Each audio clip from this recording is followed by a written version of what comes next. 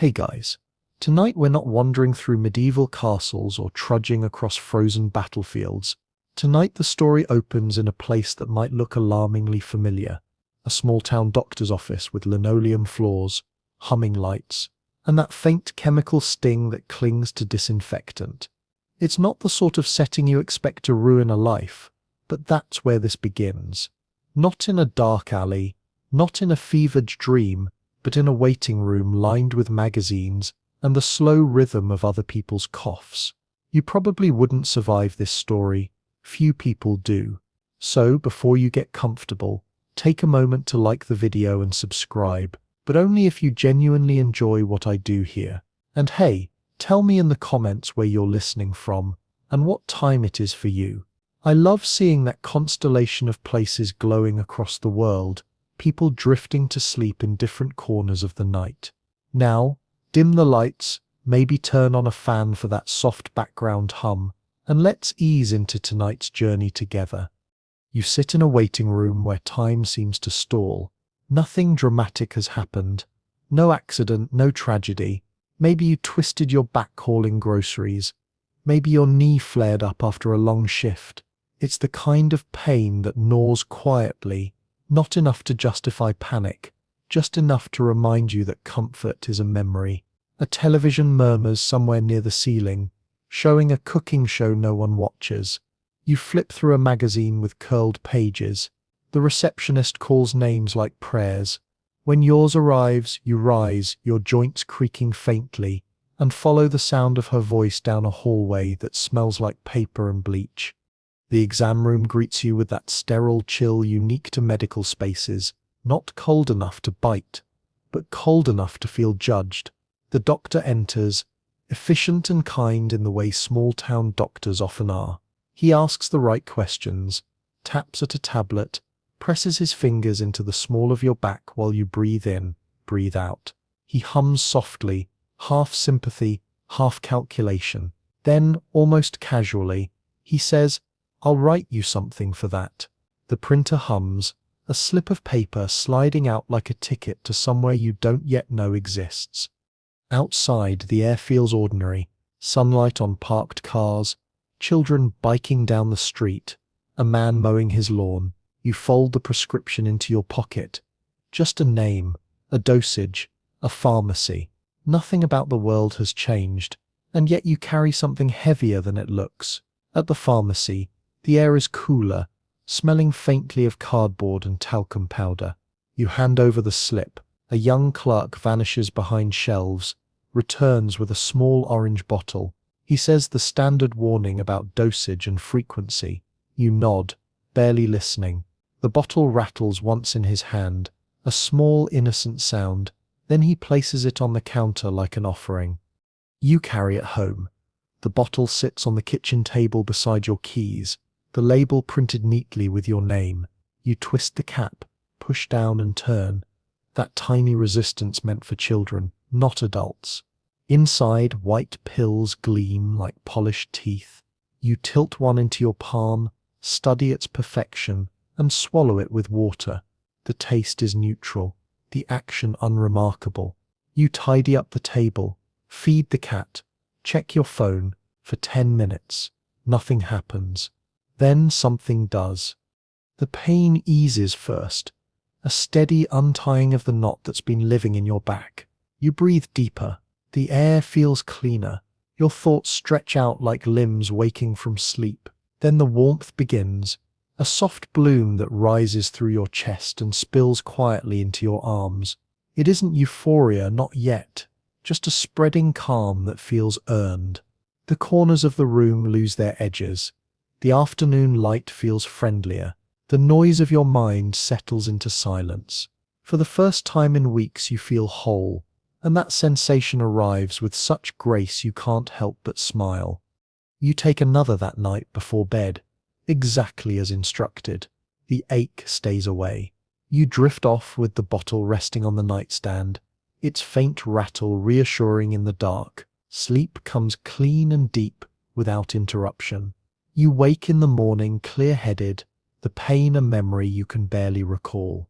The day seems sharper, colors brighter, music sweeter, You tell yourself this is medicine doing what medicine should. You don't question how quickly gratitude turns to dependence. You simply swallow and the world behaves. Days blend together, measured by doses instead of hours. One pill with coffee, one before sleep. The habit feels responsible, disciplined, but sometimes just before the next dose, the ache returns, slight, annoying, persistent. You glance at the clock. An hour early wouldn't hurt.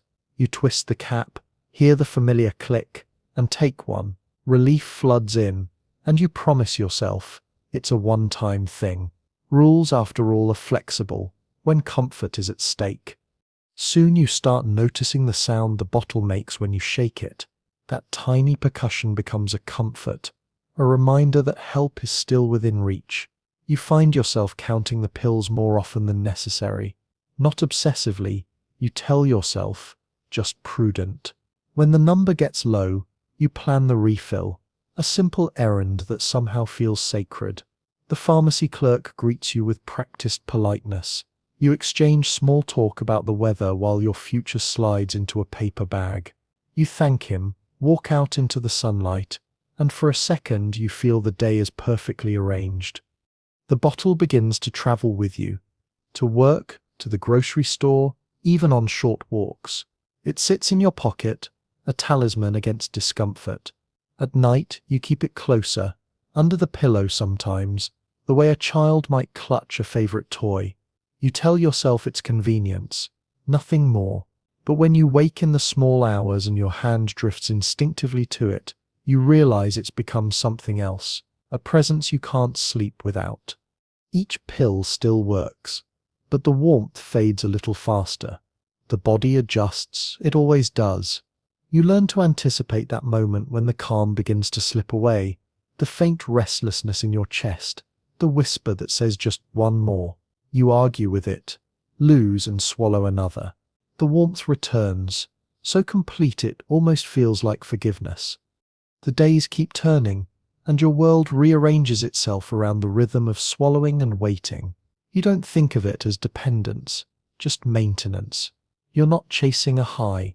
You're chasing normalcy, that quiet hum where everything is bearable. Friends comment that you seem more relaxed. You nod, smile, agree. You don't mention the bottle in your pocket. When the pharmacy delays a refill, panic flares sharp and immediate. You pace the kitchen, check the bottle again, count, recount. It's strange how quickly anxiety can turn physical. When the refill finally arrives, you exhale, palms sweaty, relief flooding you, even before the pill touches your tongue. You tell yourself you're fine, just careful. You've seen people lose control, and you're not like them. You have structure, discipline, purpose. The truth, of course, is quieter. The truth is that the pill has become a part of you, not a substance but a system, a small mechanical heartbeat that keeps everything else aligned. You go to bed earlier now, wake later, time melting between doses like snow under sunlight. The warmth you chase is never as strong as the first, but you keep chasing, because life without it feels like static. Sometimes you catch yourself wondering when it changed, when the prescription stopped being an aid and became an anchor. You shake the thought away. The bottle rattles softly in your hand, and the sound itself is enough to drown the question. And somewhere in that quiet suburban night, beneath the hum of the refrigerator and the whisper of passing cars, you take another pill, swallow, and feel the glow rise again. Gentle, faithful, merciful. The world exhales, so do you. You wake before the alarm, your body already whispering for the next dose. The room is still dim, washed in the blue-grey of early morning. The bottle waits on the nightstand. The first thing you see when your eyes open. Your hand reaches for it before your thoughts even catch up. The plastic feels cool against your skin, the label faintly peeling at the corner where your thumb rubs it each day. You unscrew the cap and listen to that small, crisp pop of air escaping. The sound is satisfying, intimate. You swallow a pill dry and lie back, waiting for the warmth to bloom. It always starts in your chest, that familiar soft tide rising, dissolving the static that hums beneath your ribs. Your heart slows. The noise in your head quiets. The pain, if there even was pain anymore, melts into the background. You stretch under the sheets, feeling your muscles loosen one by one, and for a moment, everything feels perfectly in place. The world outside doesn't matter yet. There's just this, your breath, your pulse, and the glow sliding through your veins like honey. You stay that way for a while, pretending the morning hasn't started. The glow is patient. It makes time elastic. It stretches minutes into moments you can actually bear. When you finally sit up, the room feels softer, the light gentler, coffee brews in the kitchen, the smell wrapping around you like memory. You take another sip of warmth, not from the mug this time, but from the lingering calm inside your bloodstream, and think that maybe life isn't so bad. The bottle slips easily into your pocket as you leave for work. It's become part of your daily armor, wallet, keys, phone, Oxy. You pat it once, a small ritual of reassurance. The drive is familiar, same streets, same potholes, same traffic lights. The radio hums softly, songs you don't listen to but can't turn off. The world feels distant, as if viewed through thick glass. When you reach the office, you take a moment in the car to breathe. The pill has settled nicely. You're ready to smile, to talk, to function. Work feels manageable again. The dull tasks that once annoyed you now drift by easily, smoothed out by the quiet inside your mind. You type, you nod through conversations, you laugh at the right moments. Everything feels muted but tolerable. You wonder how you ever endured life before this. During lunch, you sit in your car again, the bottle in your lap, watching the condensation crawl down the windshield. You don't need another pill yet, but you shake the bottle anyway. The sound is small, satisfying. You tell yourself you're just checking, just making sure. Evening comes faster these days. You drive home under a low red sky, the hum of tires blending with your thoughts. Dinner tastes fine. Conversation feels rehearsed but harmless. Your spouse asks if your back still hurts, and you smile. A little, you say, though you can't quite remember when it last did. Later, while washing the dishes, you feel that faint edge return, the tug in your chest, the whisper of discomfort. You dry your hands, walk to the bedroom, and open the bottle again. One pill slides into your palm. You hold it between your fingers for a second before swallowing. The warmth blooms again, and the edge fades. You breathe out through your nose, content, almost grateful. Days pass like this. The routine polishes itself smooth. You no longer think about pain or recovery. You think in doses, in intervals. Each pill carries you from one version of calm to the next. You start keeping a spare bottle in your car, just in case you forget. Another in the drawer at work, just in case the day stretches longer than expected. You tell yourself it's practical, responsible. You like to be prepared. Sometimes when you open the bottle, you notice how few are left. The sight prickles at your nerves. You count once, twice, then again, as if the number might change. A small wave of unease creeps in, but the next refill comes, and the worry dissolves. You stop thinking about how quickly you finish them. Stop noticing how many pills pass through your hands each month. The glow smooths those thoughts away before they can form into guilt. One night, you wake at 3 in the morning. The room is quiet except for the hum of the fridge down the hall. Your body is restless, skin prickling, heart pacing too quickly. You reach under the pillow, fingers brushing the cool plastic, and exhale in relief. The rattle is a lullaby. You take one, swallow dry, and lie back. The warmth crawls in, the pulse slows, and you sink back into sleep like a stone through deep water. Morning finds you slower to rise. The mirror catches your face under harsh bathroom light. Paler than usual, eyes duller, skin a little slack. You look at yourself and wonder if you're just tired. You splash water on your face, brush your teeth, and by the time the pill kicks in, the thought is gone. The weeks stretch out. a blur of comfort and forgetfulness. You start cancelling small things, lunch with friends, errands, little promises that require energy. The house grows quieter, the rooms more still. You spend more evenings sitting at the table, scrolling your phone, the bottle resting nearby.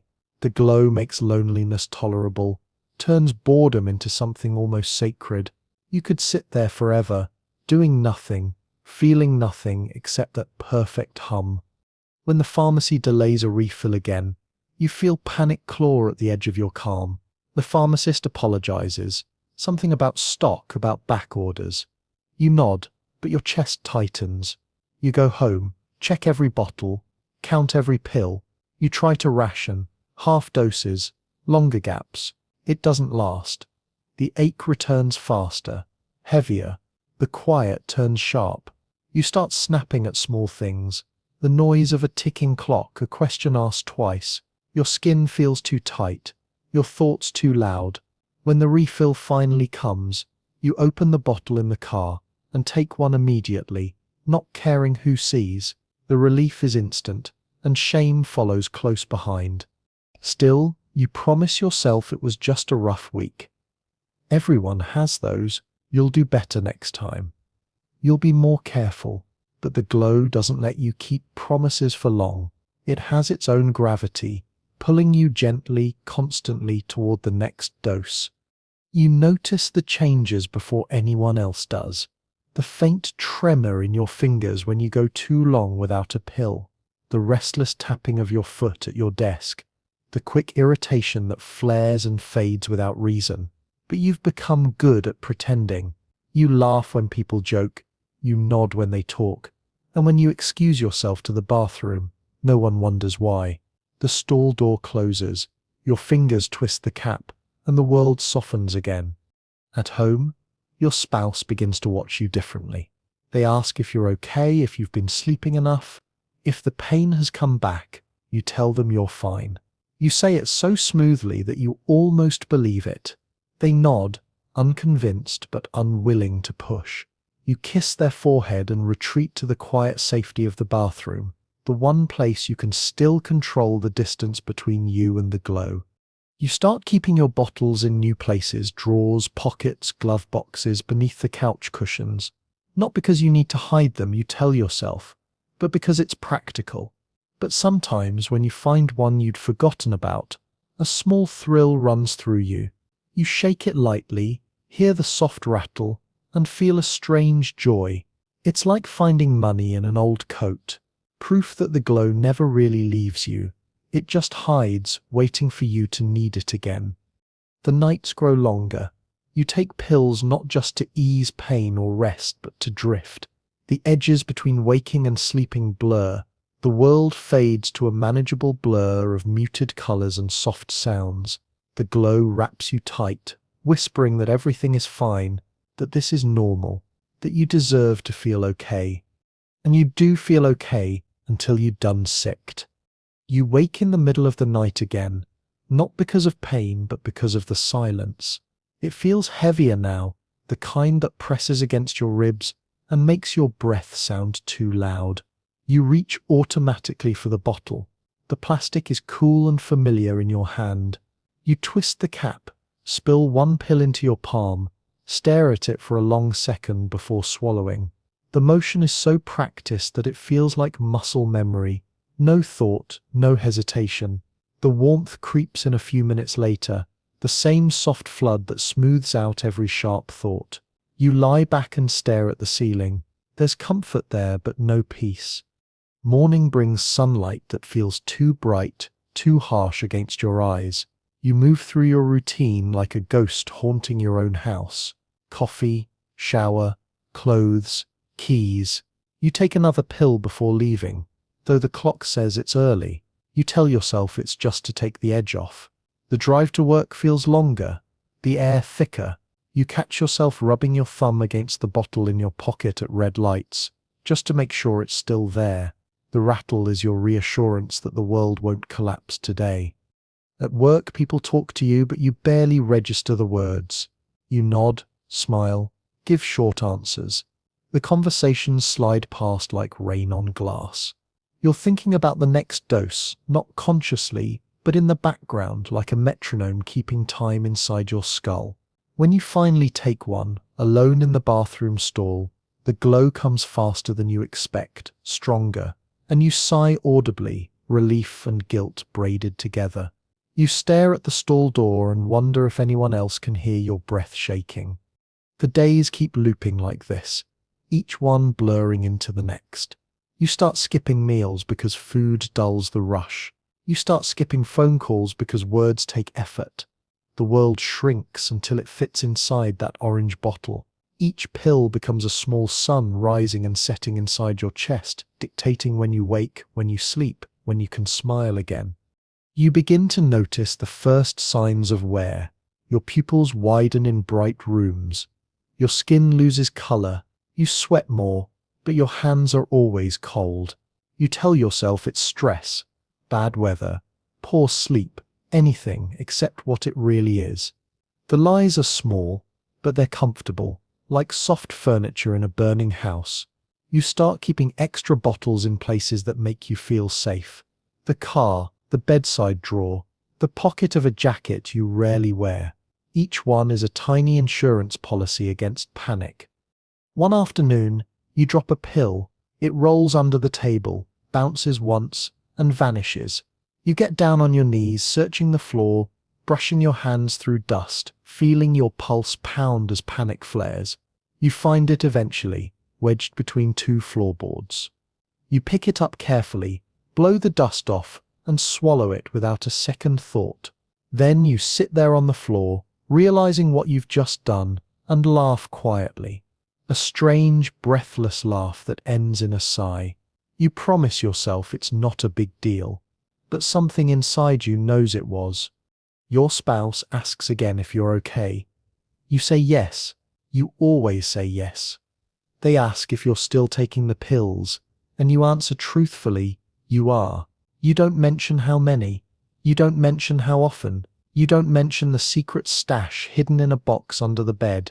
They nod, uncertain, watching you with that look people get when they're not sure whether to worry or to hope.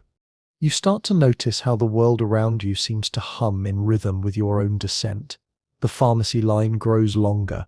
The conversations you overhear in the waiting area sound familiar. Different people, same stories. Everyone chasing the same glow, pretending it's still just pain relief. You start recognizing faces in parking lots. People with the same dull eyes, the same faint tremor in their hands.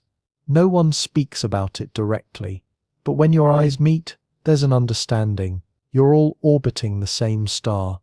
The pills lose their precision. Where one used to last half a day, now it barely lasts a few hours.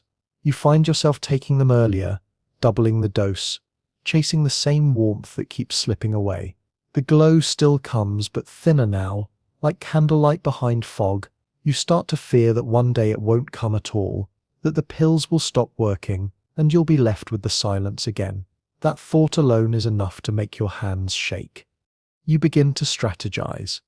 You tell your doctor the pain has worsened. You describe the symptoms with detail you didn't know you had, each twinge, each ache, each sleepless night. You perform it well because you've rehearsed it every day in your head. The doctor listens, nods, increases the dosage. You thank him sincerely, and for a moment you believe you mean it. The refill is heavier this time, the bottle thicker in your palm. It feels like victory. The next few weeks pass in a strange haze of gratitude and denial. You tell yourself you're in control again. You even try to go a few hours longer between doses, testing your willpower. But the hours crawl. Your muscles tighten, your skin buzzes, and your thoughts grow sharp enough to cut. Eventually you give in, the pill slides down your throat, and the world becomes gentle again. You promise yourself that this time you'll manage better. You never do. You start avoiding mirrors. They've become traitors, showing you things you'd rather not see. The weight loss, the greyish tint of your skin, the hollow under your eyes. You start wearing long sleeves even when it's warm, not to hide marks, but to hide the tremor. You stop looking people in the eye for too long. Every question feels like an accusation now. There's a moment, late one night, when you find yourself standing in the kitchen, holding the bottle up to the light. You watch the pills slide against each other, little white stones in a plastic temple. You shake it gently and listen to the rattle echo through the quiet house. It's such a small sound, but it feels like proof that you still exist. You close your eyes and breathe in deeply, holding the bottle close to your chest like a heartbeat. The glow comes again, faithful as ever, and you wonder if this is what faith really is. A ritual repeated so often it becomes indistinguishable from worship. You swallow, and for a moment you are at peace. The world outside could burn, and you wouldn't notice. Inside there's only warmth, silence, and the slow rhythm of the thing you've built your life around. The world outside your window starts to look faded, as if the color's been quietly drained out of it. The trees still sway, cars still move, people still laugh at things you can't hear, but everything feels like a recording, something happening at a safe distance. You watch it sometimes, sitting at the kitchen table with the blinds half closed, the bottle resting on the wood beside your coffee mug. You tell yourself you'll go outside after one more pill, after the glow evens out, after you feel steady enough to face the day. But the days keep passing, and you never quite reach steady. You begin to notice how the smallest things set your nerves humming: a knock at the door, the ring of your phone, the sound of a television from another room. Every noise feels too sharp, too close, and your body responds like it's bracing for impact. So you take another pill, and the edges blur again. The light softens, the walls breathe with you. The panic slides away like oil on water, leaving calm in its wake. At work, people still greet you, still ask how you're feeling. You've perfected your answer. A quiet smile, a little shrug, a better every day. You can say it without thinking, even as your mind floats somewhere just behind your words. You sit through meetings, nodding at the right moments, pretending to take notes while your thoughts drift in slow spirals. You've learned to fake focus well enough that no one looks too closely. You're functioning. You're fine.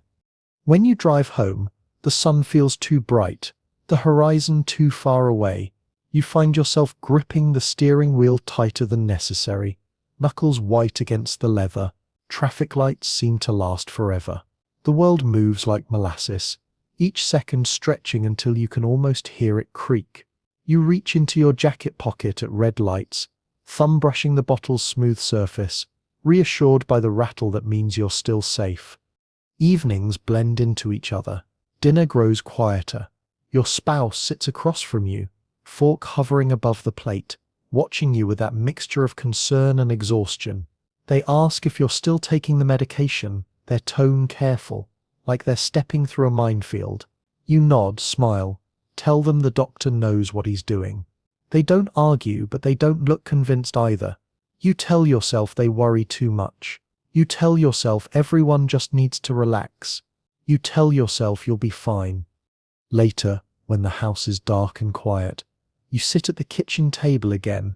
The bottle rests beside your hand, the cap already off. The clock ticks loudly in the silence. You count the seconds between ticks, then lose count, then start over. You take a pill, swallow, and let the warmth spread through your chest. The glow comes slower now, weaker than it used to, but it's still there. You close your eyes, rest your head on your folded arms, and let it carry you away. You start noticing how many bottles are piling up, empty ones in drawers in the bathroom cabinet, in the glove box of your car. You keep meaning to throw them away, but you never do. They make you uncomfortable to look at, but you can't quite part with them.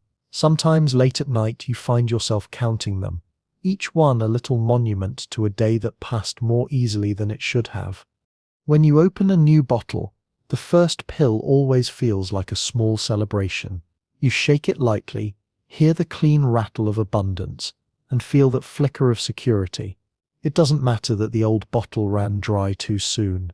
It doesn't matter that you've been stretching doses, cutting pills in half, counting hours like a miser. The new bottle is proof that you've survived another cycle, that you still have control.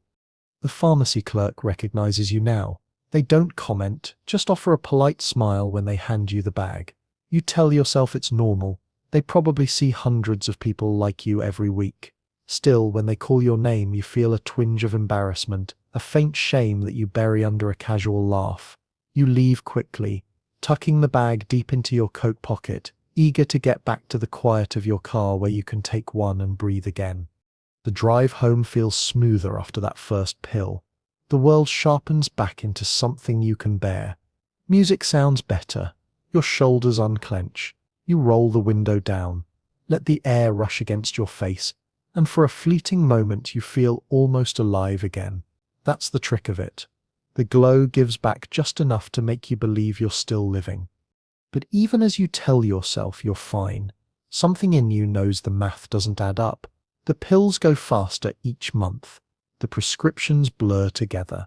You start running out early, calling the doctor's office to ask for refills, inventing little stories about lost bottles or bad pain days. The receptionist's tone changes slowly over time, first polite, then cautious, then clipped. You start to sense suspicion in her pauses. You hang up and stare at your phone, heart pounding, until the glow calls you back to calm. On the days you can't get through, the hours stretch endlessly. You pace the house, open drawers you've already checked, dig through old purses and coat pockets, searching for one stray pill that might have rolled away. Sometimes you find one, a single oval survivor clinging to the corner of a drawer. You hold it like a relic, relief flooding you before you even swallow it. It's not enough, never enough, but it buys you a few more hours of quiet.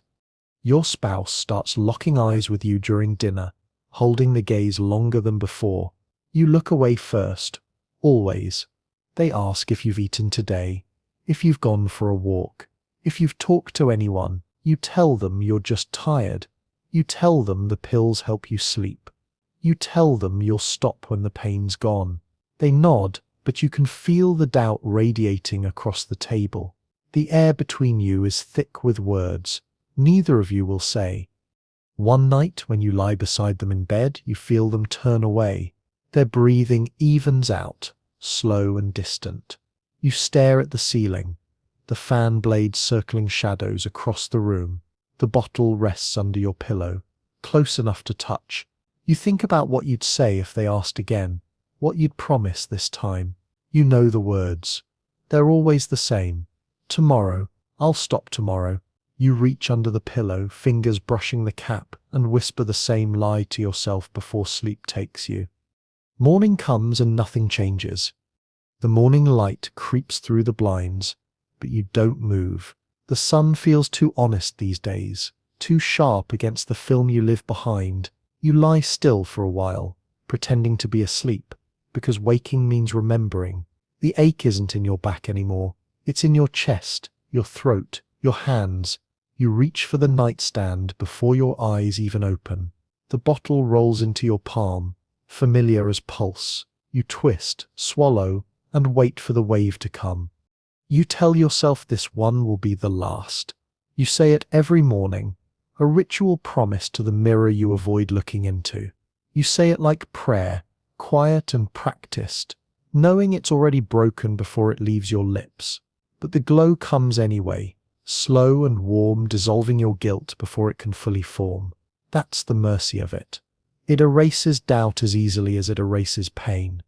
Downstairs, the kitchen smells of coffee and dust. The radio hums softly from the counter, a cheerful voice announcing traffic reports for roads you no longer drive. You stir sugar into your mug until the spoon clinks against ceramic. It's the only sound in the room. The clock ticks in the background, too loud, counting down the hours until your next dose. You think about turning it off, but you never do. The ticking reminds you that time still exists, even if you've stopped belonging to it. You go outside for the first time in days. The light hits your face like heat after a long winter. The street looks the same, lawns trimmed, mailboxes leaning, birds calling from the telephone wires, but something in it feels unreal, like a movie set left standing after filming wrapped. The neighbor waves, and you wave back automatically.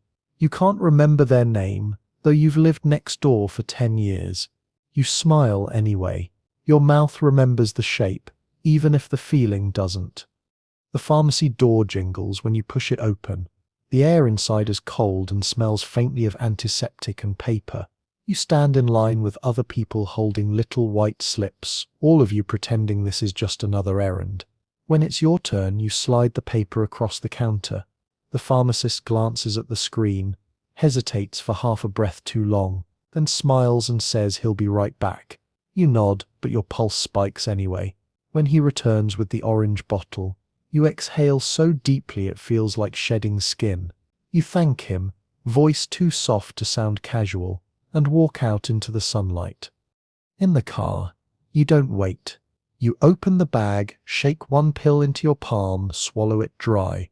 It sticks in your throat for a second before sliding down, leaving a bitter trace on your tongue. You close your eyes and wait for the warmth to spread. When it does, your body sighs as if it's coming home. For a moment, everything aligns again. Your heartbeat, your breathing, the steady hum of the engine beneath your seat. You drive home slower than usual, savoring it. Back in the kitchen, you line the bottles on the counter. New, half full, nearly empty. They stand like soldiers awaiting orders. You move them around, reorganize, count, recount. The math never quite makes sense. You find yourself running short more often now, even though you swear you're taking the same amount. You tell yourself the pills must be weaker, or maybe your body's just adjusted. You don't want to think about the other possibility, that the glow is eating through you faster than you can feed it. Your spouse finds you sitting at the table, staring at the bottles. They ask if you're okay, their voice trembling on the edge of anger and fear. You tell them yes, always yes. They point to the bottles, to the shaking in your hands, to the empty spaces where laughter used to live. You need help, they say quietly. You flinch like they've struck you. I'm fine, you whisper. The argument doesn't come this time, just silence. They walk away, and you sit there listening to their footsteps fade. The days blur again.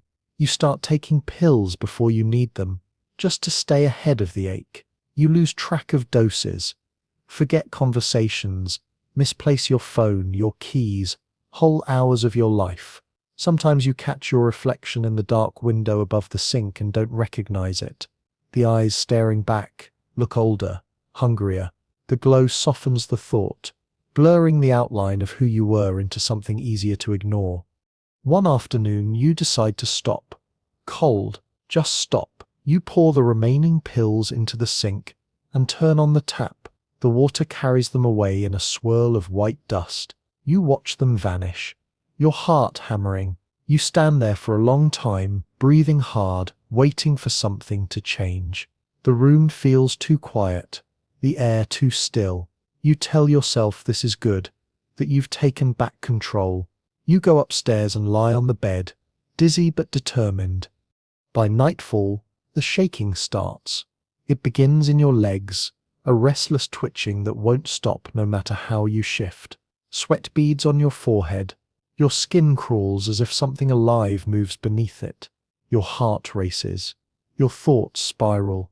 Every cell in your body screams for what you just flushed away. You pace the room, clawing at your arms, whispering promises to the ceiling, just one more, only one, and then you'll stop for good. But there's nothing left. Hours crawl by.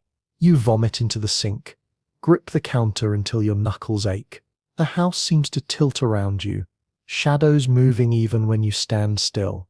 You find yourself on your knees, gasping, begging for sleep that won't come. The glow is gone, and in its absence every nerve lights up like fire. You'd give anything to make it stop, anything. When morning comes, you're still awake. Your body feels hollow, your eyes roar. You walk through the house like a ghost, dizzy and trembling. The sunlight mocks you with its brightness. On the counter, the empty bottle lies on its side, label peeling, cap rolled away. You pick it up, shake it, hear nothing. The silence inside it feels like a funeral. By evening, you're in the car again. You tell yourself you're just going to talk to the pharmacist to ask about something milder, safer, but when you park and see the glowing sign, the lie dissolves before you even finish thinking it. You go inside, voice shaking, and ask for a refill. The clerk hesitates, checks the computer, frowns.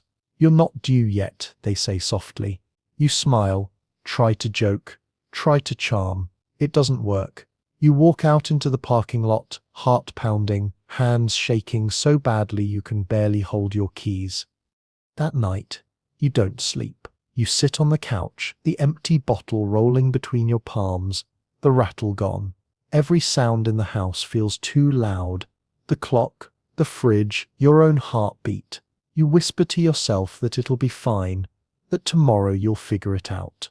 But even as you say it, your mind is already racing ahead, counting the miles to the next town, the next pharmacy, the next chance to feel whole again. The next morning, the sky looks washed out, a kind of grey that makes the world feel weightless. You drive without eating, without coffee, without a plan except to find another doctor who doesn't know your name.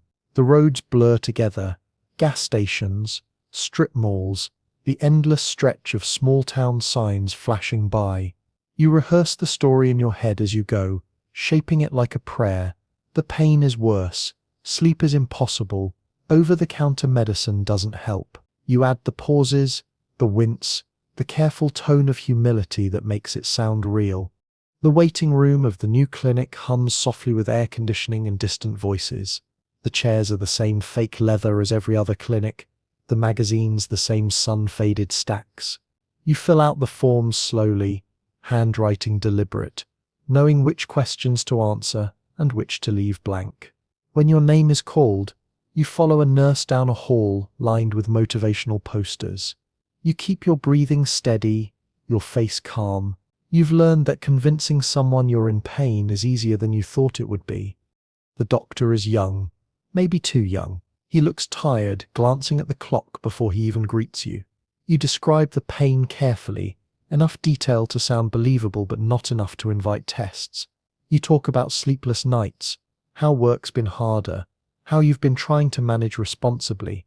You use words like responsible and careful, the ones that make people trust you. The doctor nods slowly, typing notes you can't see. After a few questions, he sighs, scribbles on a pad, and slides the paper across the desk. You thank him with quiet relief that almost sounds like gratitude. Outside, you unfold the prescription like it's a sacred text. The name is the same as before, the dosage slightly higher. You drive straight to the pharmacy, barely noticing the sunlight flickering through the trees.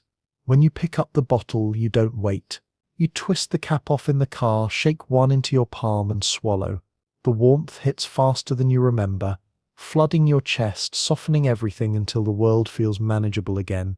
The drive home feels easy, almost euphoric. The air smells sweeter, the colors sharper. You catch yourself humming along with the radio, smiling at nothing. You grip the steering wheel loosely, one hand resting on the bottle beside you. Every light turns green. Every worry fades. The glow has returned, and you tell yourself this time, you'll keep it under control. This time you'll pace yourself. This time you'll be smarter. But control is already gone. You fill the prescription faster than the calendar says you should. When the next doctor refuses to renew it, you find another. You learn which clinics don't ask too many questions, which pharmacies fill without comment, which towns are just far enough away that no one connects the dots. You start memorizing the names of streets and waiting rooms. You keep an extra set of clothes in the car, just in case someone notices the pattern. The lie grows legs, learning to walk on its own. There's a rhythm to it now. Wake, drive, wait, refill, glow, repeat. The days blur into one long errand, the car filling with empty cups and crumpled papers. You eat less, sleep less, think less. Your body learns to move without you. Sometimes you catch yourself staring out the windshield, Hands on the wheel, not remembering how long you've been driving. The horizon stretches endlessly, a ribbon of faded asphalt and promise. The towns start to blend together. Every doctor's office smells the same, alcohol wipes and anxiety. Every pharmacy hums under the same fluorescent light. Every clerk smiles with the same polite distance. You become a traveler in a map made of repetition. Each stop is a ritual, each bottle a temporary salvation. You tell yourself this is survival. You tell yourself everyone's just trying to get by. You tell yourself stories that make it sound noble. At home, you hide the bottles more carefully. The bathroom cabinet is too obvious now. The bedside drawer too predictable. You tuck them into old shoeboxes, inside cereal boxes, behind cleaning supplies. You think you're being clever, but your spouse finds one anyway. They stand in the doorway holding it, their expression not angry but tired. You try to speak, to explain, but the words crumble. They leave the bottle on the counter and walk away.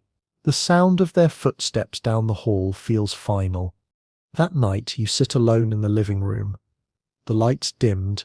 The bottle glows faintly in the half-light, its label catching the lamp. You pour a few pills into your hand, stare at them, then take two instead of one. The rush comes faster, sharper, cleaner. You close your eyes and let it wash over you. It feels like forgiveness, like mercy, like silence. You sit there for hours, unmoving, until the world narrows to a single heartbeat that doesn't feel like yours anymore. The next morning, you wake on the couch with the sun in your eyes. Your mouth is dry, your heart slow. You check the bottle. It's lighter. Too light. You do the math, realize you've crossed another invisible line, and tell yourself it doesn't matter. You'll adjust. You always do. You make coffee, swallow another pill, and start the cycle again. The weeks blur into a kind of traveling fog. You lose track of dates. The seasons shift outside your window, leaves burn, snow falls, grass returns, and you don't notice. The glow keeps time for you now. You measure life not in days but in doses. One afternoon, while you wait in yet another clinic, you look around the room and see yourself multiplied in every seat. Men, women, young, old, all holding the same plastic bottles, all wearing the same practiced patience. No one meets anyone's eyes. The air smells faintly of sweat and desperation. When your name is called, you rise automatically, bottle already waiting in your mind. You've become a pilgrim of the prescription, crossing towns like borders, seeking the same holy relic in 1,000 different temples. You tell yourself you're still in control, but deep down you know the truth. You stopped being a patient a long time ago. Now you're just a body chasing warmth, a traveler chasing a ghost that looks like peace. You drive deeper into the routine, further into the maze. The road signs blur past in streaks of grey and green. Every town a copy of the last, same fast food signs, same flickering motel lights, same smell of gasoline and dust. You stopped counting miles weeks ago. The glow comes and goes in smaller waves now, each one weaker than the last, but you chase it anyway, like someone trying to remember a dream that keeps dissolving at dawn. Your hands tremble more often. You tell yourself it's just caffeine, maybe nerves. You keep gloves in the car now, to hide the shaking when you hand over another prescription. The doctor's eyes are different these days, colder, guarded. They've seen too many faces like yours. They ask questions you don't want to answer. How much? How long? Where's the pain now? You've learned to lie with small details. The limp when you walk, the wince when you sit down, the sigh that sounds exhausted enough to be true. Sometimes it works, sometimes it doesn't. When it doesn't, you nod politely, thank them for their time, and move on to the next town. The car smells like old fast food and stale air. Empty bottles roll under the passenger seat, clinking faintly every time you hit a bump. You stop at gas stations just to wash your face in the bathroom mirror, staring at the stranger who looks back. The cheeks are sunken, the eyes rimmed in red, the skin pale and greyish under fluorescent light. You tell yourself you'll get clean next week, that this is just temporary, that you've gone too far to quit now but not too far to turn around. You know that's a lie, but it's one of the few that still keeps you moving. At home, things are quieter. Your spouse speaks less now, their words careful and thin. You find new hiding spots, inside cereal boxes, behind books, inside the hollow space of a heating vent. You think you're clever until one night they find another bottle under the bathroom sink. The argument is louder this time, sharper. You hear your name shouted, like it belongs to someone else. You try to explain, try to promise, but the words sound weak, rehearsed. When they leave the room, you sit on the edge of the tub, elbows on your knees, and breathe in the smell of bleach and regret. You don't cry, you just take another pill because it's the only thing that quiets the noise. The nights stretch longer. You start taking pills just to stay awake, then others to sleep, chasing balance that never comes. You miss appointments, forget bills, stop answering calls. The world outside your house becomes something you watch through glass, not something you live in. The glow is thinner now, like a memory fading mid-sentence. You keep increasing the dose, chasing it like heat from a dying fire. When the refills stop coming, you switch to smaller clinics, then to friends of friends, then to strangers who know someone who might have a few extras. You meet them in parking lots, their cars idling, music humming low. The exchange is fast. A folded bill, a bottle, a nod. You tell yourself it's just temporary, that you'll go back to prescriptions soon. But the pills are different now, chalkier, rougher, tasting faintly of chemicals and fear. They still work, mostly. The warmth still comes, but it carries something colder underneath. You stop keeping track of time. Your clothes hang looser. Your phone dies more often because you forget to charge it. Sometimes you wake up in strange positions, on the couch, in the hallway, once on the floor with your head against the door. You piece together fragments of nights you can't remember. Phone calls, slurred words, a bruise on your shoulder, an empty bottle beside you. The days slide by soundlessly, like a film running without an audience. The house grows dimmer. Curtains stay closed. Dust gathers on the television screen. The only sound that fills the silence is the faint rattle of pills and the flick of your lighter when you light another cigarette. You don't finish. You used to be afraid of silence. Now it feels like home. The pharmacy stops taking your calls. You stop trying. You drive to another town, one where no one knows your face. You wait in the parking lot of a clinic, rehearsing another story, another name, another reason. The pain you once pretended to have has long since turned real. Knees aching, back stiff, stomach hollow. You walk inside, fill out the forms, and when they finally refuse you, you smile politely and walk back to your car. But this time, you don't cry. You just start the engine and keep driving. You end up at a gas station on the edge of nowhere, the sun dipping behind an empty horizon. You lean against the steering wheel, exhausted, sweating, trembling. The glove box rattles with the last few pills you've been saving. You pour them into your hand, 5, maybe 6, and stare at them for a long time. You tell yourself you'll take just one. You take 2, then another. You wait for the warmth to come, but it doesn't. Your body buzzes, your vision blurs, your breath comes shallow. You close your eyes, thinking of nothing in particular, just the hum of the highway and the fading taste of something that used to feel like peace. When you wake again, it's dark. The world outside is quiet. Your body feels heavy, your mouth dry. You sit there for a long time, staring at the empty passenger seat. The bottle lies open beside you, a few white crumbs left inside. You think about home, about the bed you haven't slept in for days, about the person still waiting for you in that house full of silence. You start the car, the engine coughing to life, and drive back through the darkness, every mile feeling like a confession you can't take back. The drive home feels endless, every mile an echo of something you've already done 100 times. The road hums beneath you, like an old song you can't stop humming. The sky is black glass, the headlights stretching thin tunnels of light that flicker over signs and silhouettes. You tell yourself you're going home, that you just need a shower, some rest, a few hours of quiet. But deep down you know the truth. You're going home to look for what's left. When you finally pull into the driveway, the house is dark. One window glows faintly from upstairs. You sit in the car for a while, listening to the cooling engine tick, to the sound of your own heart slowing down. The glow you took hours ago is almost gone, leaving a restless ache beneath your skin. You open the door, step out, and the air feels cold and heavy against your face. Every motion feels deliberate. The crunch of gravel, the click of the key in the lock, the sigh of the door as it opens. Inside, the house smells like dust and old coffee. The living room looks the same, but there's an emptiness that wasn't there before. The couch, the lamp, the half-full glass of water on the table, they all feel like props in a set built for someone else's life. You move through the rooms quietly, as if you're afraid to wake something.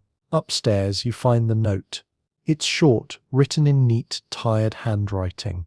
You read it twice before the meaning sinks in. They're gone. Not forever, maybe, but gone for now. You stand there, note trembling in your hand, the silence roaring in your ears. You sit on the edge of the bed, staring at the floor, and something inside you folds inward. You don't cry. You don't speak. You just breathe, shallow and uneven, and then you stand up and start looking. The drawer, the closet, the cabinet under the sink. You find one last bottle hidden behind an old box of bandages.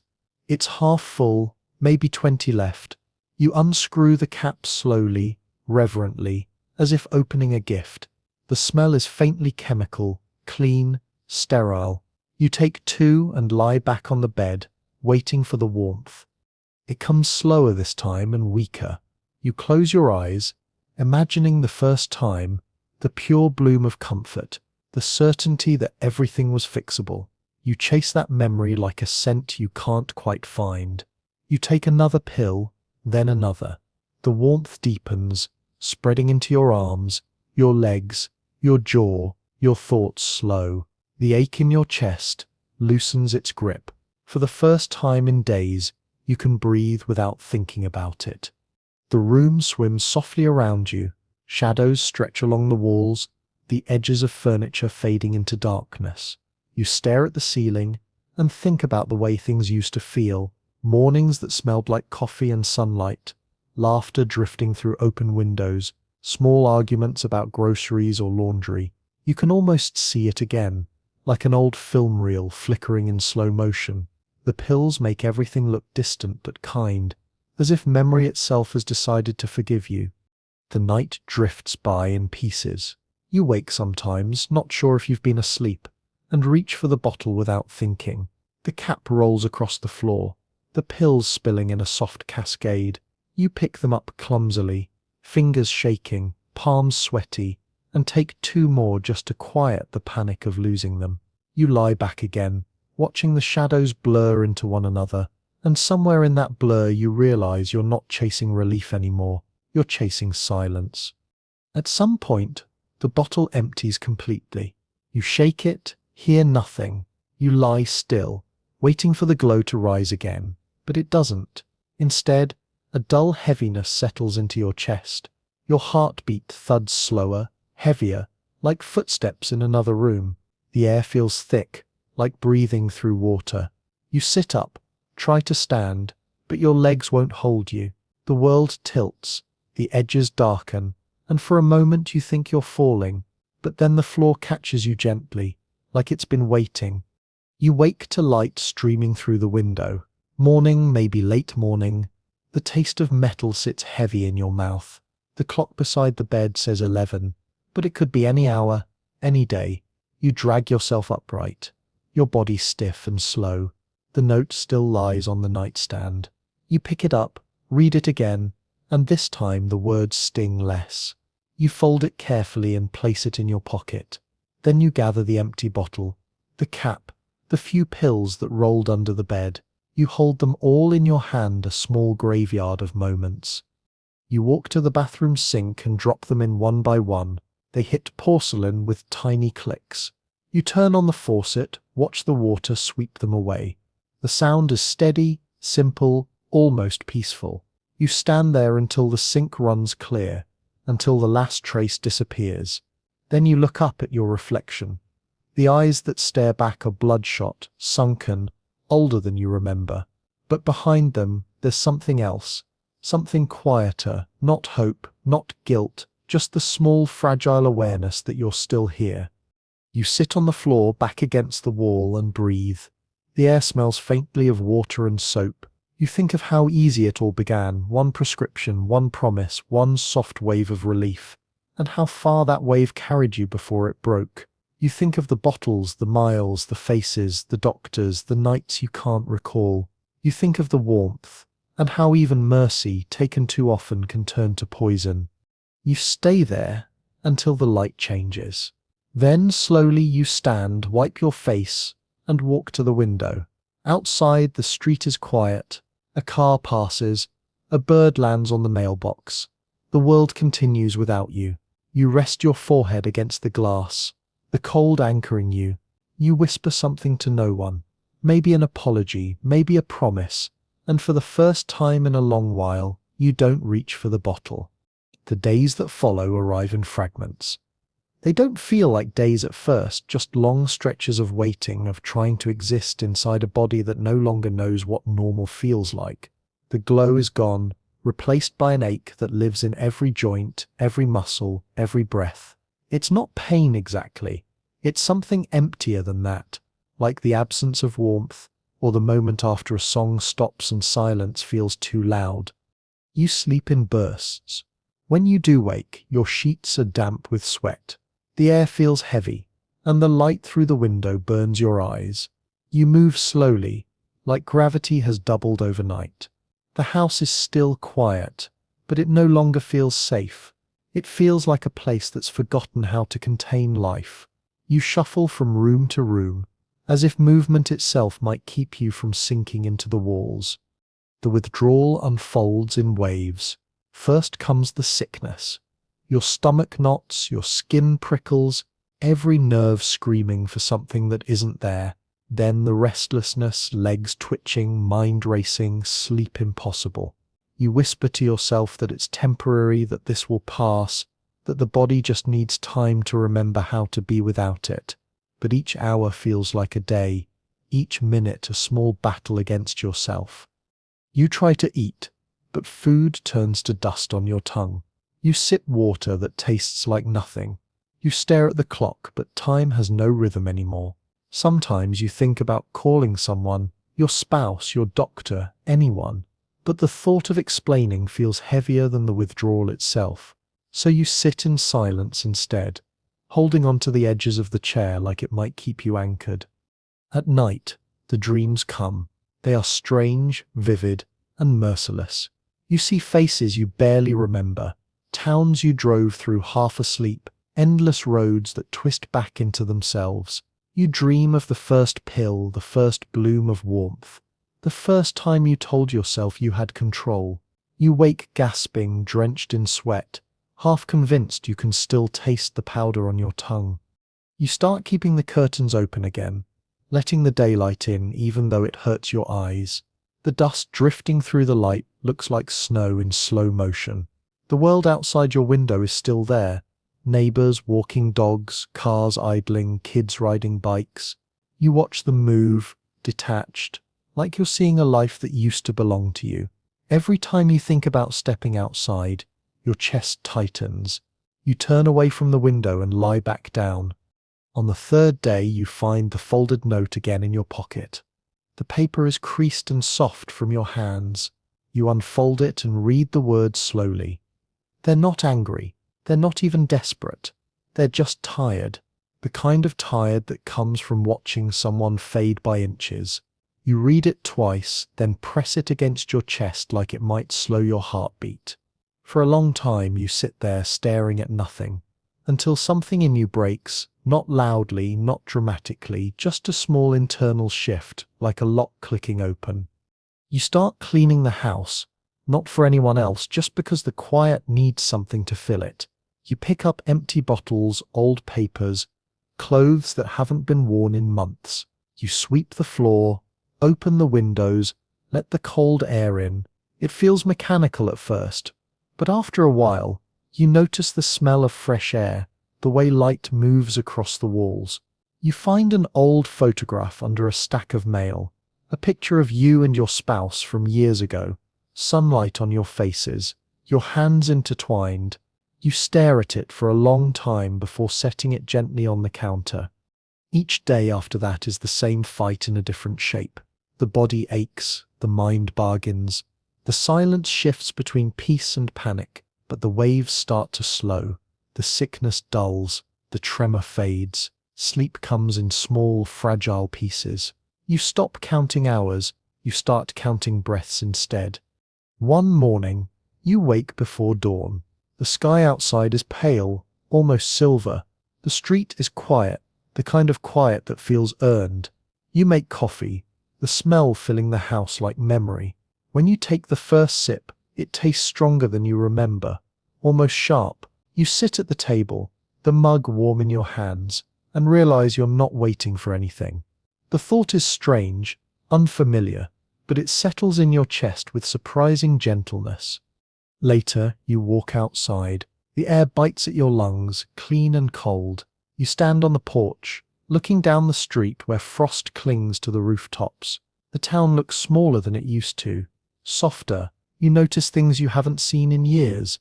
The sound of birds, the smell of wet earth, the thin curl of smoke from a neighbor's chimney. You breathe in deeply, and for the first time it doesn't hurt. You still think about it sometimes. The glow, the quiet, the way it made the world slow down, and your thoughts fall silent. But thinking about it no longer feels like falling. It feels like remembering a storm from far away, the kind that left everything broken but also somehow clean. You still carry the weight of it, but it's lighter now, reshaped into something that resembles understanding. Inside, the empty bottles are gone, the drawers clean, the windows open, the house smells faintly of coffee and detergent. You sit in the same chair where it all began and listen to the ordinary sounds around you.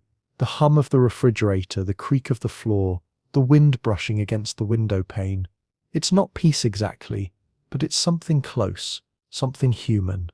You take another sip of coffee and let the warmth spread, not the artificial kind, not the glow that erases pain, but the simple kind that stays quiet and real. You watch the sunlight move slowly across the wall, and for a moment you let yourself believe that maybe this is enough. The first real morning comes without ceremony. No birdsong, no sudden burst of optimism, just a dim light through the blinds and the steady hum of your own breathing. You open your eyes and for once don't reach for anything. Your hand twitches toward the nightstand out of habit, but it finds only air and wood, nothing hidden, nothing waiting. For a moment you lie there, still half expecting the rattle, that familiar soft percussion that used to mark the start of every day. But there's only silence, and it doesn't scare you anymore. The air feels new somehow, not clean but honest, the kind that carries the smell of dust and dawn together. You sit up slowly, your body stiff but lighter than before.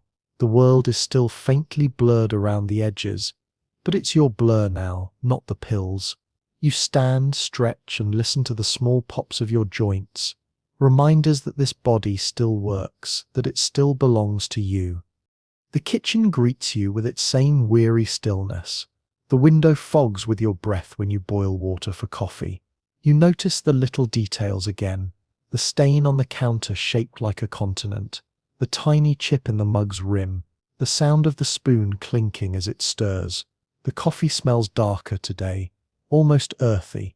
You take a sip and close your eyes. It tastes alive, bitter but grounding, the kind of flavor you can only notice when the static in your head is gone. You think of the road, of the towns that blurred together, of the gas station lights and waiting rooms that all looked the same. You remember the faces behind the counters, polite, tired, detached, the ones who handed you salvation in orange plastic. You remember the lies you rehearsed until they became truth. You remember the glow that promised warmth and delivered nothing but hunger. And then, quietly, you remember how easy it was to believe in something that took everything. You walk through the house, barefoot, the floorboards cool against your feet. The room still echoes slightly when you move, a faint hollow from too many weeks of absence. But there's air moving now, curtains shifting, the faint scent of detergent and open windows. The note is still taped to the fridge, the handwriting softened by time. You don't read it this morning. You just run your fingers over the paper, nod once, and let it be. Outside, the street hums softly with life. A mail truck rattles by. A child pedals past on a bike with streamers fluttering from the handlebars. A dog barks in a yard 2 houses down. The world hasn't changed. You have. You step outside, the sunlight catching your face, the chill crawling under your shirt, and you let both sensations exist at once. The cold doesn't hurt anymore. It reminds you that you're still here to feel it. You start walking, nowhere in particular, just forward. Each step feels unfamiliar, a little wobbly, like learning to walk again. You breathe through it. You count your steps instead of doses. You let the rhythm of your feet fill the quiet where the glow used to live. The air smells of pine and car exhaust and wet pavement, and for the first time in a long time, you can name every scent without confusion. Halfway down the block, you pause. The wind carries a sound, faint, far off, laughter from a porch, a door closing, the click of heels on concrete. Life happening without you, but not excluding you. You close your eyes for a moment, and it feels like standing on the edge of something new. Not redemption, not recovery, just life unadorned, heavy and ordinary. Later, when you return home, the sun is low. The living room glows with gold light. Dust moves lazily through it, tiny particles floating like ghosts that decided to stay. You sit on the couch, the same place where the worst nights happened, and the silence wraps around you differently now. It no longer feels like punishment. It feels like a pause between breaths. You think of the people who never made it this far, the ones who kept chasing the glow until it swallowed them whole. You picture their faces not as warnings but as companions, the countless unseen lives that traced the same curve downward. You whisper something into the air for them, something small and wordless, just acknowledgement that they were here, that you were too, that somehow you both still are. The sky outside fades from gold to blue to grey. You don't reach for anything. You just sit there breathing while the light disappears. There's no final triumph, no grand revelation, no promise that this peace will last. Only the simple truth that for now, in this moment, you're sober, alive, and awake. You exhale slowly. The sound feels like a quiet closing, like the ending of a song that no one else hears. The refrigerator hums. The world outside continues. Somewhere in the fading light, you realize you don't need the glow anymore. You are enough without it. The house settles around you, sighing the way old wood does when night begins to press against the windows. The last light from the street lamp slides across the wall in slow golden stripes. You lean back into the couch, your breathing steady, the quiet so deep it feels like it's listening with you. The air smells faintly of coffee and rain, clean, a little bitter, grounding. You let your eyes close. The images drift through slowly. The first bottle, the first warmth, the long roads that blurred into themselves. They pass like distant headlights, one by one fading without resistance. You don't try to stop them anymore. Memory has softened at the edges, it no longer bites. Outside, a car door shuts, a dog barks once, then silence again. You imagine every other window on your street, glowing with its own small life. Someone washing dishes, someone folding laundry, someone lying awake like you. The thought doesn't sting, it comforts. You're part of the same quiet now. Your chest rises and falls. Each breath feels heavier, slower, fuller. The warmth that spreads through you isn't chemical. It's human, blood, breath and time. You realize this is what peace actually sounds like. The hush after a long noise, the body remembering itself. The room darkens until all that's left is the faint hum of electricity and the rhythm of your pulse. You reach over, turn off the lamp, and the darkness folds around you gently, almost tenderly. For a moment, you listen to nothing at all. Then you smile, small, tired, but real. You whisper to the empty room, just to hear the sound of your own voice again. You made it through the night. The glow is gone. The silence stays. It sets enough.